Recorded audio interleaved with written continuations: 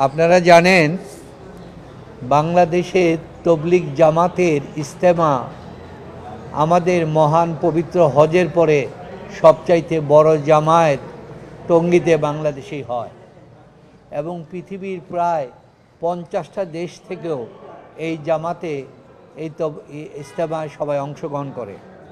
কিন্তু দুঃখের বিষয় হচ্ছে গত কয়েক বছর যাবৎ এই জামাত দুইটি ভাগে ভাগ হয়ে যায়।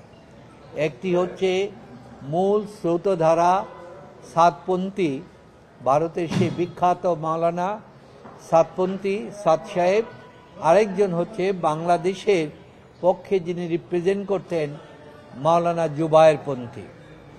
এই বিষয়টা নিয়ে বিগত সরকার বিভিন্নভাবে তাদের মধ্যে ঐক্য আনার চেষ্টা করেছে, কিন্তু সরকার ফেল হয়েছে।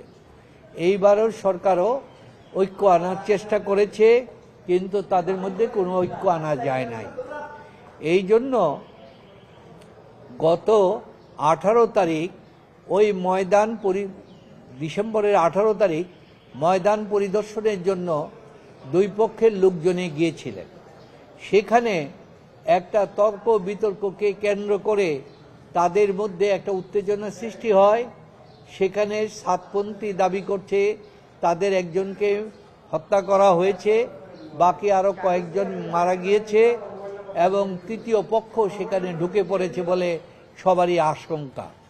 এই কারণে সাতপন্থীরা মামলা করতে গেলেন, কিন্তু কোর্ট বিভিন্ন কারণে প্রভাবিত হয়ে থানা মামলাটা 20 তারিখে নেয় নাই। পরবর্তীতে গাজীপুরে কোর্টে গেলেন 22 তারিখে, কিন্তু কোর্টে তারা ঢুকতে পারে নাই, চারিদিক থেকে তাদেরকে বাধা দেওয়া হলো। তারপরে 23 তারিখে মামলা করলেন। মামলা করার পর কোর্ট সেখানে রায় পরে দিলেন, দেওয়ার পরে মামলাটা সেখানে লেখে নাই। ইন দ্য মিন টাইম মাওলানা জুবায়েরপন্থী তারা মামলা দায়ের করেছেন। সুতরাং বলছে দুইটি মামলা একসাথে হয় নাই বলে না হয়। এই কারণে তাদের মধ্যে একটা উত্তেজনা বিরাজমান আছে।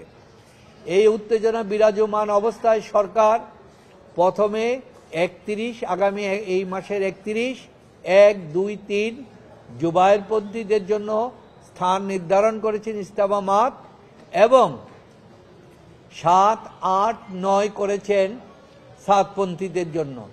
কিন্তু এটাকে পরবর্তীতে সরকার এই যেন এত নিকটবর্তী সময় না হয়, সেটাকে 14, 15, 16 তারিখে জন্য নির্ধারণ করে দিয়েছেন। এই অবস্থায় ইন দ্য মিন টাইম জুবায়েরপন্থীদের পক্ষ থেকে এবং জুবায়েরপন্থীদের পক্ষ থেকে এই এবং সরকারের পক্ষ থেকেও একটা এই যে তাদের এই জামিনটার বিরুদ্ধে মহামান্য হাইকোর্টে জামিন দিয়েছে আপনার 8/12/2024 তারিখে মামলা হয়েছে। 8/12 ঘটনা হয়েছে 8/12/2024। বেল দিয়েছে 23 জনকে 8/1/2025 তারিখে। আর এইটাকে বাতিল করার জন্য 20/1-এ চেম্বার জজে মামলা দায়ের করে, কিন্তু চেম্বার জজ কোনো অর্ডার দেয় নাই, বেলটা কন্টিনিউ রয়েছেন।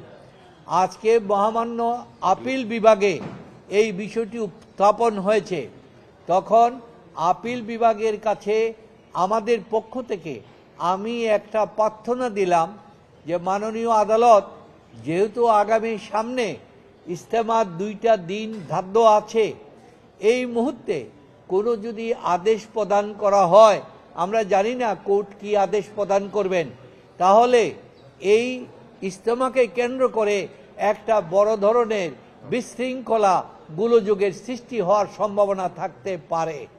তাই কোর্টকে অনুরোধ করেছি অন্ততপক্ষে বাংলাদেশের মানুষের, ধর্মপ্রাণ মানুষের ইজতেমাটা যেন এই 31 তারিখ থেকে 16 তারিখের মধ্যে শেষ হয়ে যায়। পরবর্তীতে আপনারা এটা শুনানির দেশ নির্ধারণ করেন। মহামান্য আদালত, আমাদের সুপ্রিম কোর্ট আমাদের আবেদনটা গ্রহণ করে আগামী 23 ফেব্রুয়ারিতে পরবর্তী শুনানির দিন ধার্য করেছেন। নিশ্চিন্তে খান স্বাস্থ্যকর অল টাইম পান। All time healthy life.